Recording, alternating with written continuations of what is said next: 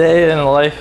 Alright, I say I wake up fairly early, hop on my bike, go down, get a Cuban coffee from Five Brothers. I think they have the best coffee in Key West. Ride back, get started on my spear guns, and once I get hungry, I'll make some breakfast and just keep going throughout the day until I'm done. And maybe if the weather's nice, I'll hop on my boat and go test out some of my products.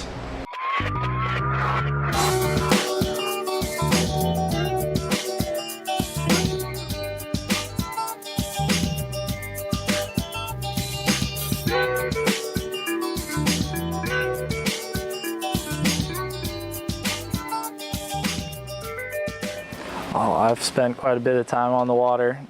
As being young as I can remember, I've always been going down, fishing out at the pier and getting on the water as much as possible. Do you remember your very first spear gun? I didn't start out with the spear gun. I started out with my yellow fiberglass pole spear, shooting hogfish and groupers in the backcountry, the Gulf of Mexico.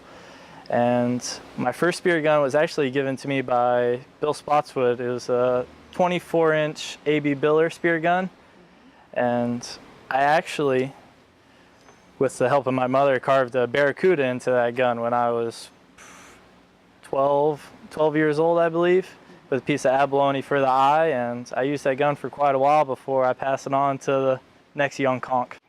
Did you catch anything with that spear gun? Oh yes, I believe I shot my first grouper with that gun, hogfish, and good tasting stuff.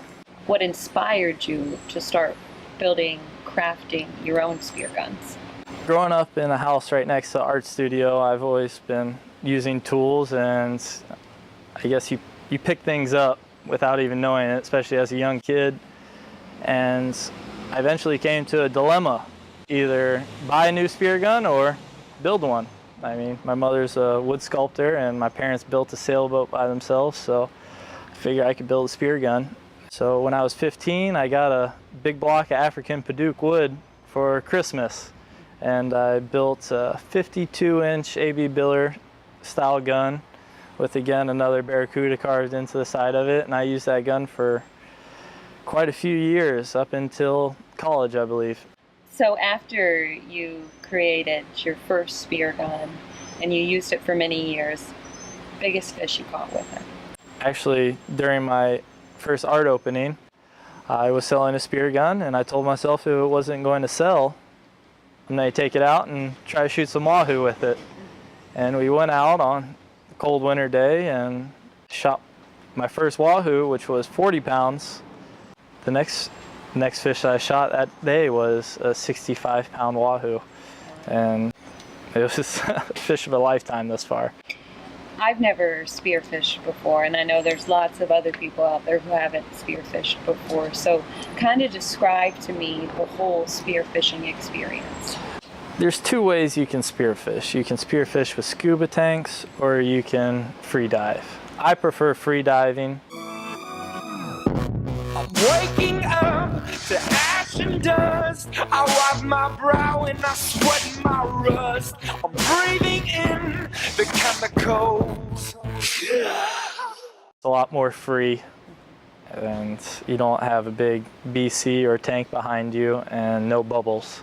So you can enjoy the fish and the underwater life a little bit better, I believe. Advice for people who have never spearfished before? It's definitely one of the coolest things I've ever done, and I'm obviously hooked on it. So I would definitely recommend getting out and trying to spearfish.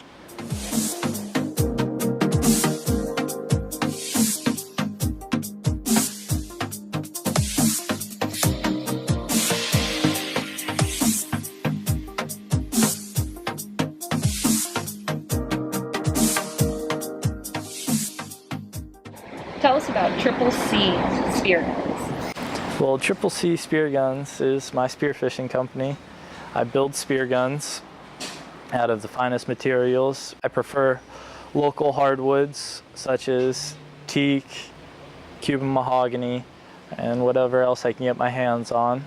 My goal is to build a custom spear gun for the person. I've been making a lot of guns custom to order, so someone will come to me and say, I would like a spear gun. Can you make it this length? And I want to hunt this type of fish. And I make a gun for them to their specs and whatever they want on it.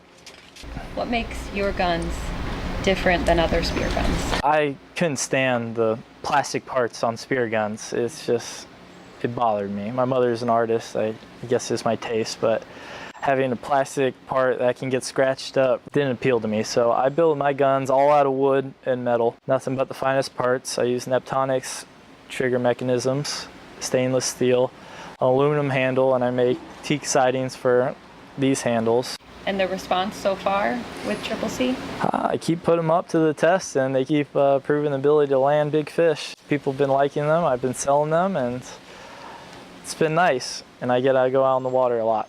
What's next for Triple C? What do you want to see happen with all of your spear guns, with your business?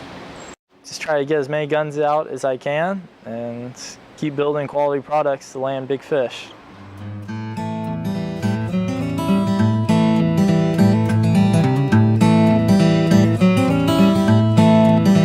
It's a pretty extenuous process depending on what type of wood I use. I like to get a gun done in about a week and a half, but it's a little bit hard to tell since I'm working on quite so many guns at the same time.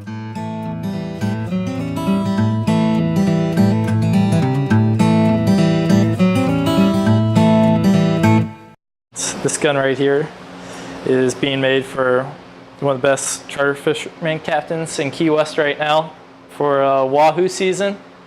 This Chris Mendola on Far Out Charters. He's a good buddy of mine, and we go out and do pretty well.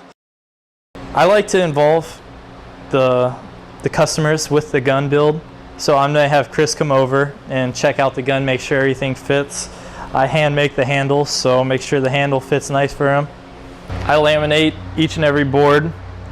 This gun right here, it's 4 boards laminated together of teak, the best wood for spear guns because it's a very oily wood, it's closed grain, and it handles the marine environment very well. From there, I join it and plane it. I use an oil finish on it and hand fit each and every part that fit really well. I also have been pouring my own tracks so that the shaft can glide through there. I also use Mori shafts, which are known to be the best spear shaft pretty much on the market. They're hand welded shark fin tabs, and they shoot very accurately. With the enclosed track, where you point it, the spear will go. I use stainless steel trigger mechanisms made by Neptonics with an auto resetting line release.